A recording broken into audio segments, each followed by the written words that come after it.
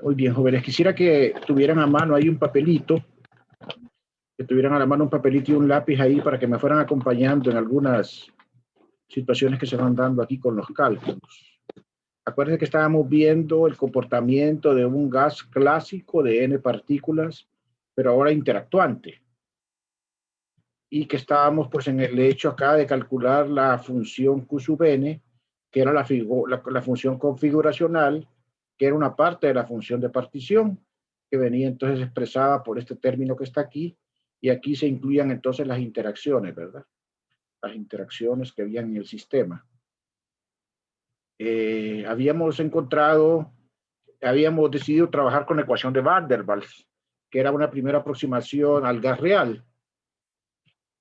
Y entonces habíamos hecho un desarrollo de esa ecuación de Van der Waals en términos del volumen y la temperatura. No sé si nos quedamos aquí o logramos acá ver el desarrollo en potencia. Vimos esto, ¿verdad? Jorge, ¿me recuerda? Vimos sí, ahí está, vimos este desarrollo en potencia. Sí, lo vimos. Lo vimos. Creo que aquí nos quedamos, ¿verdad? Sí, justo ahí. Justo aquí, sí. Ok, bueno, vamos a dejar esto aquí un momento, este desarrollo en potencias, porque nos va a servir después para establecer una comparación con el trabajo que vamos a hacer ahora. Justamente aquí donde corregimos ese B cubo, ¿verdad? Que también tuve que verlo corregido, no solamente acá. Entonces, bueno, ahora vamos a irnos un poco despacio. Vamos a hacer un análisis aproximado para calcular el segundo coeficiente de Virial, B, en términos de los parámetros, fenomenológicos de la ecuación de Van der Waals. ¿Cuáles son los parámetros fenomenológicos? A y B, que les decía yo que esos parámetros eran parámetros que tenían que ver uno con la parte repulsiva del potencial y el otro con la parte atractiva del potencial. O sea que son parámetros fenomenológicos porque se obtienen en base a ajuste, ¿verdad? Se hacen los experimentos, así como la ecuación de Van der Waals es una ecuación experimental, los parámetros se van obteniendo ajustando los valores por medio de los experimentos. Y esos parámetros tienen que ver necesariamente con la estructura atómica, con la estructura molecular, ¿verdad? Y vamos a ver cómo podemos encontrar nosotros esos parámetros en términos de la función de partición. Es, digamos, muy interesante, ¿verdad? Para un gas monoatómico ideal, la integral de función de partición canónica, borremos la palabra ideal, otra vez aquí no sé por qué se me escapa, ¿verdad? Borremos esa palabra de ahí, porque no es un gas ideal, ya no es un gas ideal, repito nuevamente, no es un gas ideal ya, es un gas monoatómico, ¿verdad? Si fuera ideal no tendría interacción, no tendría esta parte de acá, esa QN sería B a la N como vimos antes. Pero entonces, por favor, corríjanme eso ahí, que se va quedando ahí por efecto de la memoria, se va quedando en forma fija por la inercia de pensamiento. Entonces, en general, la función esa es la que tenemos expresada ahí, la QN, ¿verdad? Solamente la parte que lleva el potencial, esa QN que está ahí. Entonces, acá nosotros tenemos que podemos factorizar las exponenciales. Recuérdense que la exponencial de la suma es el producto de las exponenciales. Entonces lo que me va a quedar, en vez de tener acá de lo que voy a tener acá es la exponencial de una suma, voy a tener el producto de las exponenciales, pero solamente los valores i menores que j, o sea, en esa productoria no podemos poner, por ejemplo, B11, no podemos poner B12 y repetir B21, porque no se repiten, no se deben de repetir o sea, son las i distintos de j las que se deben de poner ahí, ¿verdad? Ok, entonces en esos términos. Entonces, y acá tengo una productoria de integrales de la forma de R1 hasta de Rn. Lógicamente, el exponencial tiene que estar adentro de todas estas integrales, ¿verdad? Tiene que estar adentro de todas estas integrales. Este término no es que queda fuera de las integrales, queda adentro de las integrales. Entonces nosotros vamos, fíjense bien, vamos a hacer aquí un truco. Vamos a definir una función f y j, tal que f y j, para en vez de escribir esto acá, ¿verdad? La exponencial menos beta b y j, la f y j la vamos a definir de tal forma que es f y j es la exponencial de menos beta b y j menos 1. Le estamos llamando por simplicidad al beta b y j como b de ri menos rj. O sea, es el potencial por pares. Entonces, en vez de poner acá nosotros exponencial menos beta b y j, ponemos f y j, pero como lo definimos como 1 más, ponemos un menos acá, y entonces estamos tranquilos con que esta expresión es correcta, esta que tenemos acá. Esta expresión que tenemos acá. ¿Okay? Ese f y j, entonces, es una forma de ver las interacciones, ¿verdad? Las interacciones. Bien. Ok, vamos entonces despacito, porque aquí sí hay que hacer análisis. Aquí tenemos en la figura la gráfica de B y de F. Si nosotros graficáramos B y F, miraríamos que hay una correlación. O sea, una correlación exacta entre que el aumento de una va con la disminución de la otra. Porque F está definido como una exponencial y B está definido pues como una función que es un potencial que tiene una parte atractiva y una parte repulsiva. Entonces hay una correlación entre las dos gráficas, como pueden ver acá, ¿verdad? De esa manera. O sea que esta que está arriba es B y esta que está abajo es F. Y entonces el resultado es que FR tiende a menos 1 cuando R tiende a 0. Aquí se me olvidó poner que esta era B y esta era entonces F. ¿Verdad? Cuando f de r tiende a menos 1, r tiende a 0. Y cuando f tiende a F1 tiende a 0, r tiende a infinito. O sea que para distancias suficientemente largas, se desvanece la cantidad f, ¿verdad? Si la parte atractiva del potencial no es tan fuerte, que es lo que ocurre en infinito, entonces f de r no es tan grande. Entonces podemos pensar que si no tiene, digamos que si la curva estas logra su asíntota relativamente luego, o sea, no son potenciales de largo alcance, de tan largo alcance, entonces nosotros podemos pensar que la f es pequeña. Y eso va a ser importante. ¿Por qué? Porque entonces nosotros podemos hacer un desarrollo. Nosotros podemos hacer un desarrollo de esa piatoria de 1 más f y j, quedándonos solo con algunos términos que van a ser de interés, ¿verdad? Entonces quiero por favor que ahorita agarren su papelito. Cuando uno no entiende bien una cosa que tiene muchos términos, uno hace lo que se llama como inducción. Entonces lo hace para algunos y lo generaliza, por lo menos para tener una visión, ¿verdad? Entonces aquí vamos a hacer un poquito de inducción para probar esa fórmula. No probarla, sino que para estar satisfechos con que así es. Entonces, de que esta piatoria la podemos escribir como 1 más esta sumatoria, está acá, más términos de más alto orden, que serían los términos que llevarían, por ejemplo, f y j por al cuadrado, f, o sea, etcétera, a los términos que son producto de varios f y j, de 2 f y j, de 3 f y j, de 4 f y j, hasta de n f y j. Ver hojas, páginas juntas, etcétera. Ok, aquí es donde quiero que hagamos el ejercicio. Háganlo ustedes con cuatro partículas. Ahí en su cuaderno. Si tienen 4 partículas, esa piatoria va a ser 1 más F12 por 1 más F13 por 1 más F14 por 1 más F23 por 1 más F24 por 1 más F34. Acuérdense que I es menor que J para evitar las repeticiones de los simétricos, ¿verdad? Y no se ponen los iguales tampoco. Ok. Entonces, cuando hago esos productos, aquí voy a mostrarle algunos.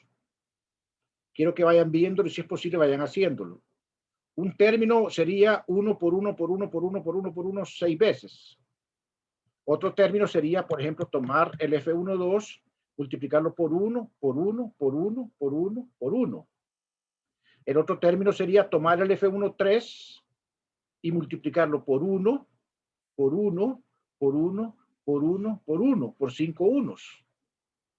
El otro término sería, por ejemplo, el F12 era este, ¿verdad? El otro término sería el F14, multiplicarlo por 1, por 1, por 1, por 1, por 1, por 5 unos, etcétera. Hasta llegar al F23 y al F24. De ahí ya no hay términos en esta suma de 6, no hay más términos que sean de ese tipo. Los demás términos ya van a involucrar, en el 3-4 se acaba todo. Los demás términos ya van a involucrar, por ejemplo, F12 por F13 y por 4 unos. Los demás van a ser F12 por F14 por 4 unos. Los demás van a ser, etcétera. De ahí voy a tener de 3 términos, de 4, de 5 y de 6. ¿De acuerdo con eso? ¿Lo logran ver con 4 partículas? Sí. Sí, ¿verdad? Entonces ustedes pueden ver que yo me puedo quedar en la suma, como F y J no es tan grande, me puedo quedar con los términos estos, ¿verdad? 1 más F12 más F13 más F14 más F23 más F24 más F34, etcétera, más términos de orden superior, que es lo que estoy escribiendo acá.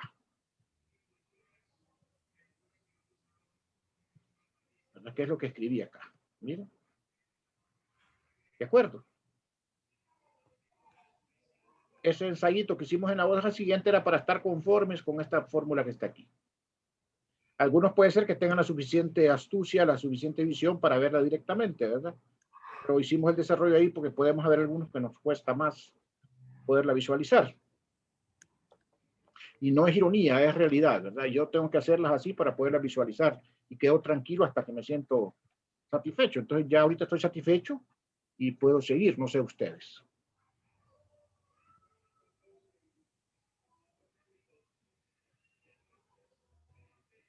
¿Puedo continuar? Sí. Ok. Es importante que vayamos entendiendo porque lo que viene es un reto. Es un reto bien bonito. Entonces volvemos a la fórmula de Q sub n. Lo único que hemos hecho aquí es sustituir la piatoria, fíjense bien. Hemos sustituido la piatoria acá, ¿verdad? Por el término 1 más la suma. Lógicamente aquí hay más términos, pero ahorita no voy a ponerlos porque me van a estorbar. Ahorita solamente voy a poner esto, ¿verdad?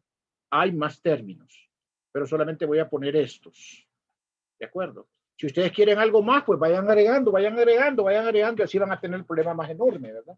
La ventaja es que si tienen más términos, pues van a tener más exactitud y van a poder calcular más coeficientes del virial, ¿verdad? Y entonces pueden ir teniendo una descripción más certera de su gas. Entonces, ahora hacemos lo siguiente, ¿verdad? Aplicamos aquí la propiedad distributiva, multiplicamos esto por 1, o sea, esta piatoria de las integrales y esta por f y j. Bien, entonces, aquí nos vamos a ir despacito, bien despacito. ¿Ok? Entonces, fíjense bien. Acá,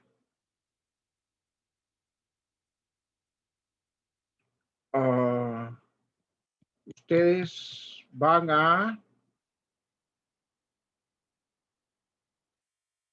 observar este primer término. El primer término, ¿qué va a ser? El primer término va a ser un D3 de R1 por un D3 de R2 por un D3 de Rn por un D, o sea, etcétera, ¿verdad? Entonces lo que van a tener es el volumen multiplicado n veces. Entonces este primer término da el volumen multiplicado n veces. Cosa que era de esperarse, ¿verdad? Porque el resto es lo que da la interacción. Si no hay interacción, entonces esto no existe y nos quedamos con la función de partición del gas ideal. Más la sumatoria, y aquí lo único que hice fue escribir la productoria de manera explícita. y pasar la sumatoria afuera, que eso lo puedo hacer perfectamente, ¿verdad? Cambiar la suma por la integral. Entonces, eso fue lo que hice en el paso de acá para acá.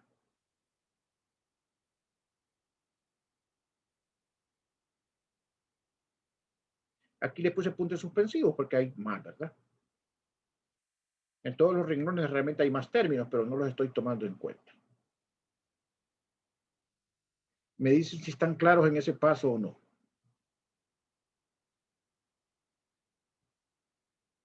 Ahí es muy sencillo.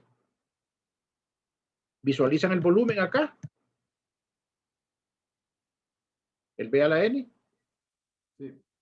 Ok. Entonces, ajá, aquí viene lo bueno, miren. El paso de acá para acá. Resulta que esto yo lo puedo escribir como B a la N menos 2 por la suma I menor que J de cúbico de RI de cúbico de RJ por FIJ. Todo esto que está para acá. Todo esto que está para acá. Bueno, ahí sí nos vamos a detener porque eso no se visualiza tan fácilmente. Vamos a ver acá. Explicación, dice acá. Bueno. Es una sumatoria, ¿verdad? El primer término sería, por ejemplo, DDR1, DDR2, DDR3, puntos suspensivos, F1J.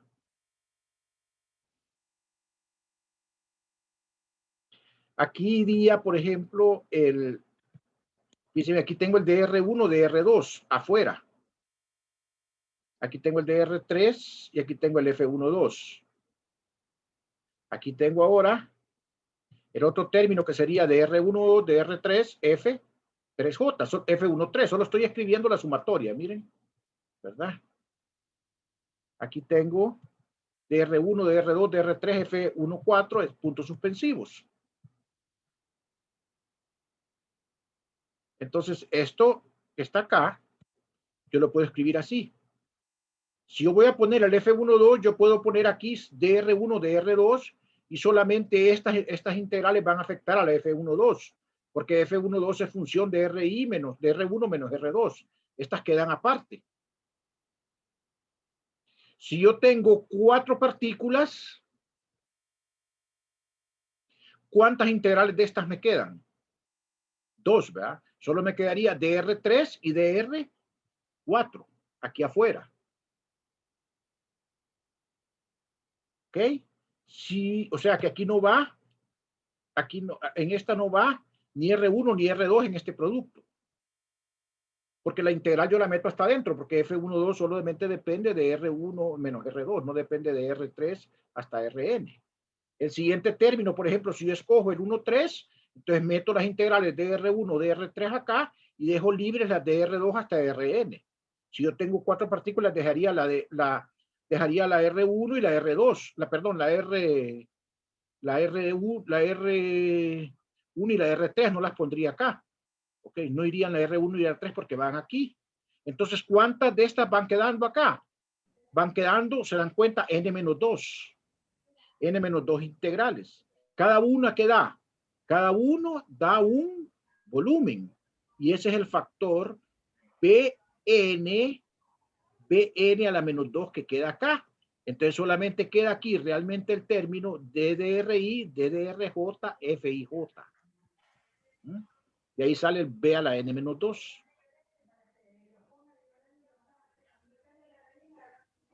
Y ahí sale el B a la N-2. Mire, aquí les puse el caso. Claro, aquí solo escribí para 4, ¿verdad? Pero eso sigue así y va quedando aquí el B a la N-2. ¿Verdad? Siempre, ¿verdad?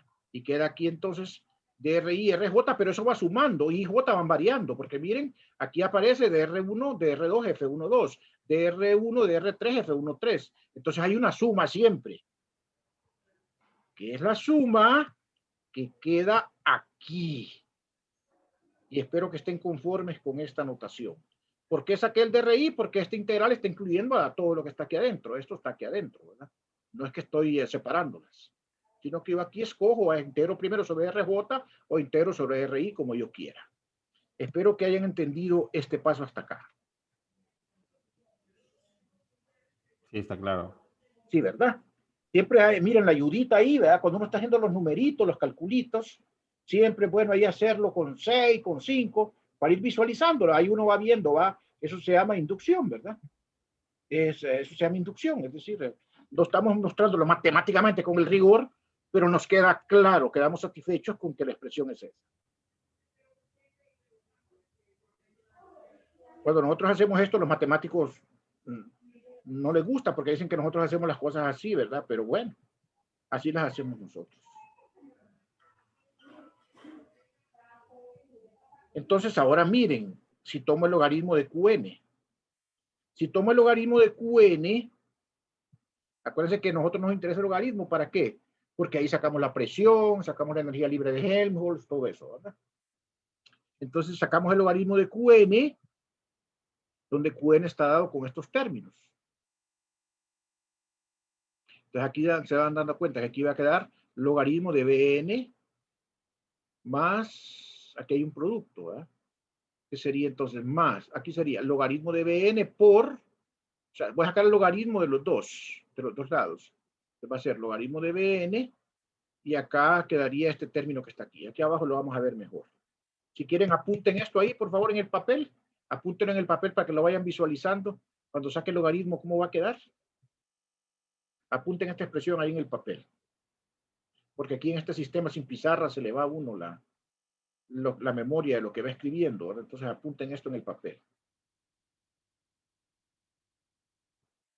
Esto que está acá en el papel.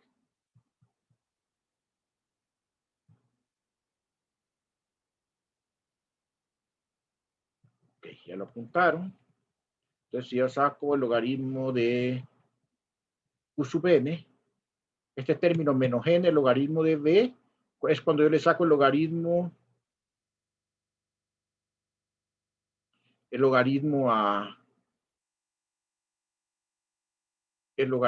a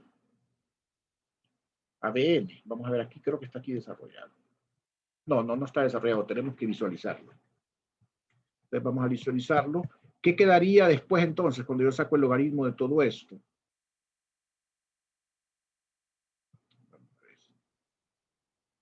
Es que no lo hice el desarrollo aquí en ninguna página. Aquí lo que tienen que hacer entonces ustedes es sacar de factor común un bn, ¿verdad? Es para explicarles, ¿verdad? Sacan un factor, si no, no van a entender acá. Sacan un factor, un bn, y les quedaría aquí de factor 1 más 1 sobre b cuadrado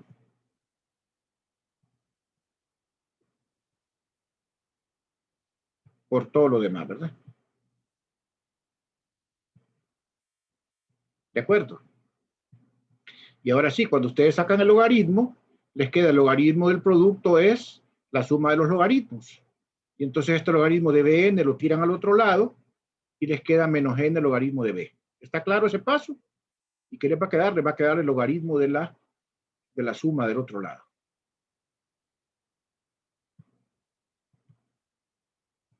Término que está aquí.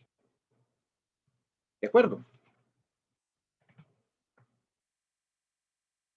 ¿Estamos claros? Sí. Ok. Ahora vamos a hacer un desarrollo de serie en background. Ese de ahí, profesor, me confundía. No sé si le puedo poner arriba un menos en rojo. Ese signo no sabía si era un igual o qué era. Este de acá. Sí. Le vamos a poner aquí un menos. Sí. Así queda más claro, ¿verdad, Jorge? Sí. Es un menos. Ok. Utilizando la serie de Maclaurin, logaritmo de 1 más x es la suma de n igual 1 a infinito de menos 1 a la n más 1, x a la n dentro de n. Entonces aquí tengo 1 más x. Entonces esta suma que está acá la puedo identificar, ¿verdad? Con esto. Logaritmo de 1 más x, como que si todo esto fuera x. Entonces, ¿qué sería esto? Sería, bueno, el 1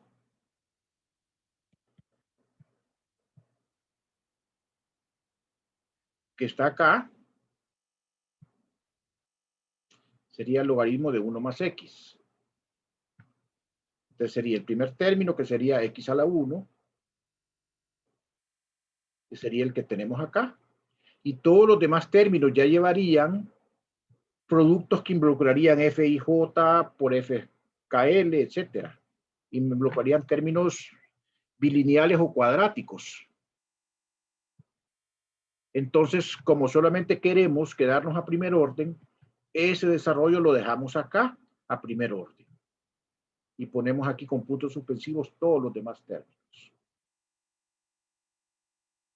Ok. Bien. Fíjense bien. Estas integrales son iguales. La forma de las integrales son iguales. Porque el potencial, o sea, yo puedo poner esto como la suma de un montón de integrales que son iguales. ¿Cuántas integrales voy a tener de este tipo?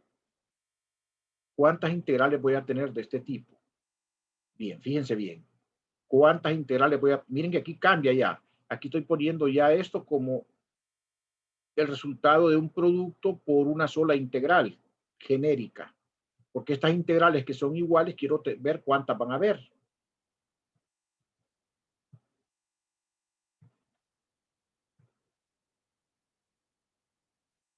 ¿Por qué son iguales? Porque son exponenciales, se pueden factorizar y todo eso, ¿verdad?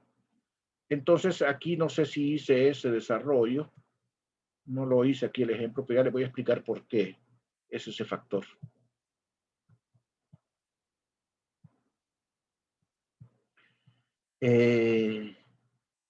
A ver, ¿dónde me quedé? Aquí. Otra vez yo me voy a un caso bien simple que es cuando yo tengo una suma,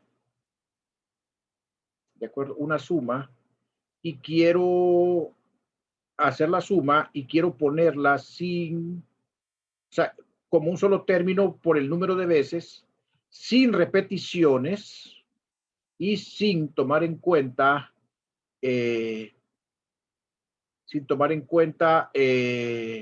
las interacciones propias. Entonces, lo que voy a tener es n por n-1 acá, veces la misma. Por ejemplo, si yo tuviera acá, permítame un segundito, ya me está pidiendo el tiempo, pero tenemos tiempo acá. Vaya, por ejemplo, tuviera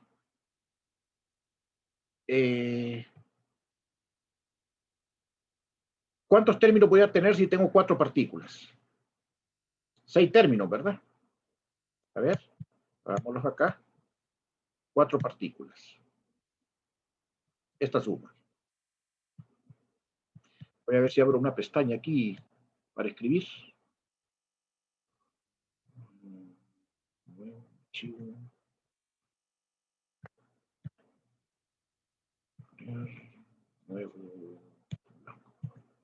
¿Logran ver esa hoja en blanco? Sí. Bueno, yo tendría, por ejemplo, acá R1, DDR1, DDR2. No voy a poner las integrales por ahorrar. F12. Tendríamos DDR1, DDR3, F13, DDR1, DDR4, F14.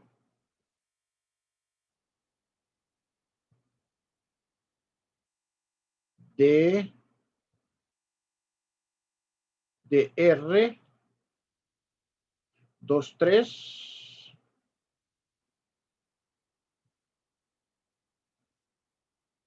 F23.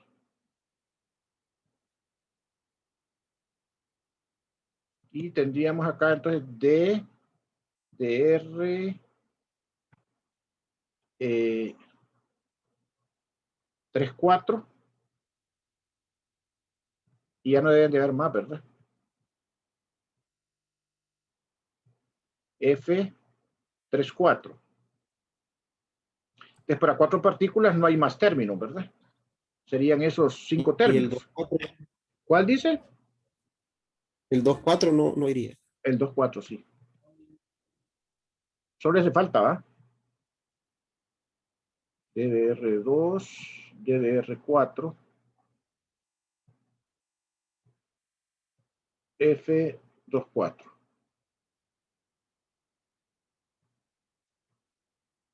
Ok. Entonces esto da 6 términos, ¿verdad? Entonces tenemos la fórmula N por N-1. Creo que iba un 2 ahí, en la fórmula de a ver el otro presentación. Iba un 2 en la fórmula aquí, ¿verdad? Entonces, estoy compartiendo pantalla todavía. Sí. Entonces si pongo aquí 2, ¿verdad? Entonces si pongo N igual a 4, quedaría 4 por 3 menos, por 4 por 3 entre 2. A 6, ¿verdad? Entonces las cuentas siempre son así. Cuando yo tengo una suma sin repeticiones, ¿verdad? Sin repeticiones y sin interacciones propias. Es una fórmula ya muy utilizada combinatoria, pero para que queden tranquilos, aquí se los hago con 6 para que observen, ¿verdad? Esta relación, ¿verdad? Entonces me queda una integral genérica de este tipo. Escogí la 1 y la 2 porque escogí esa, pude haber escogido cualquier par, pero es la integral genérica que hay que hacer. Ok, acá. Entonces, no sé si estamos bien hasta ahí entonces.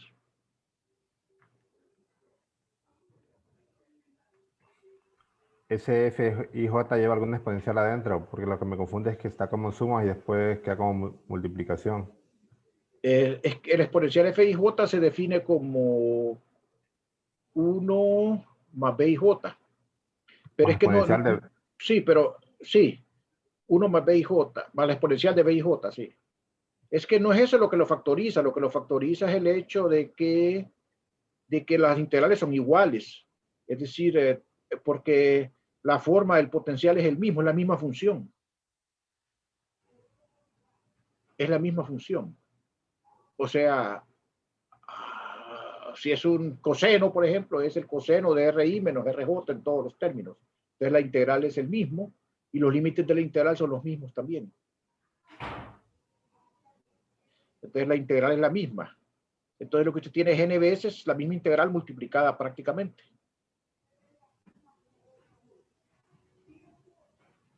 O sea, ¿cuánto le da no multiplicada? No es que no es multiplicada, es la suma. ¿Cuántas veces suma esto? Suma n veces esta integral, es la suma. Tal vez yo me expresé mal. Jorge, es la suma. Es la suma de sí. n por n menos 1 términos de estos. ¿De acuerdo? Sí, después. Sí. Sí, es que es la suma. Tal vez yo me expresé mal. Es esta suma, mire. Sí, ya me fijé. Sí, fue la que yo me expresé mal. Muchachos, entonces estamos bien hasta acá.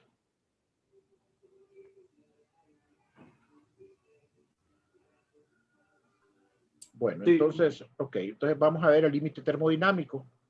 El límite termodinámico,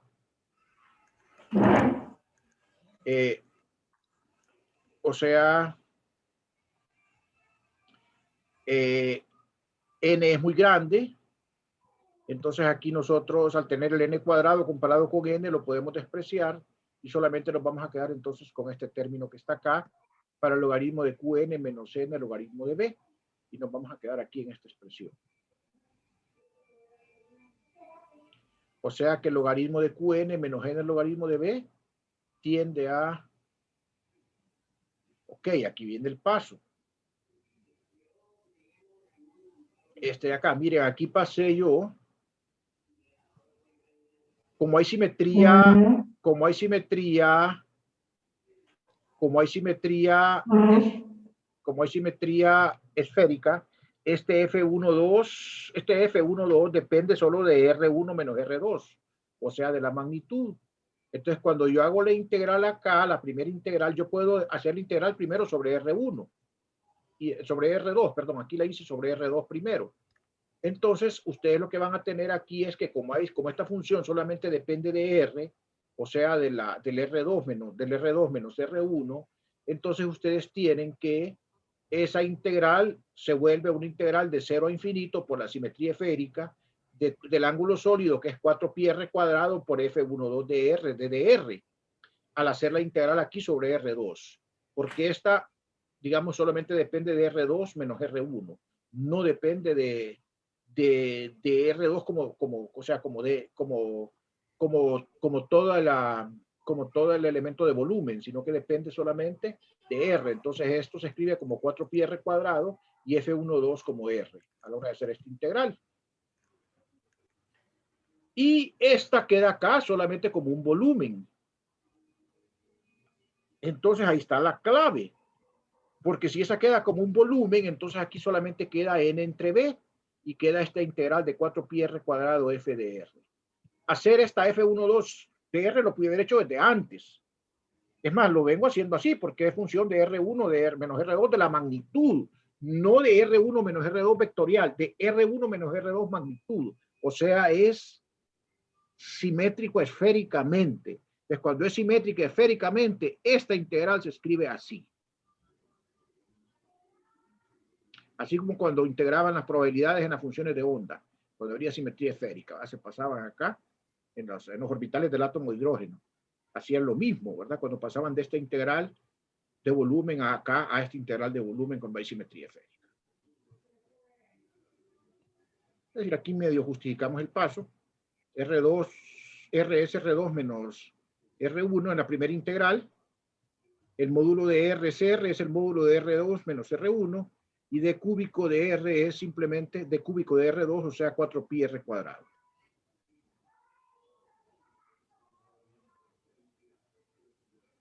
Y entonces, si no fuera esféricamente simétrico, ni me digan, ¿verdad? Es decir, es una cuestión tremenda porque aparecen cosenos de ángulos, aparece phi, aparece teta, y aparece todo eso complicado, ¿verdad? Ya se imaginan ustedes el grado de complejidad que puede tener hacer sistemas reales, ¿verdad?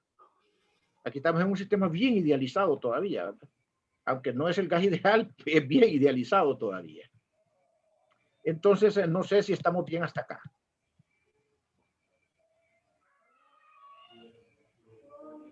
Aquí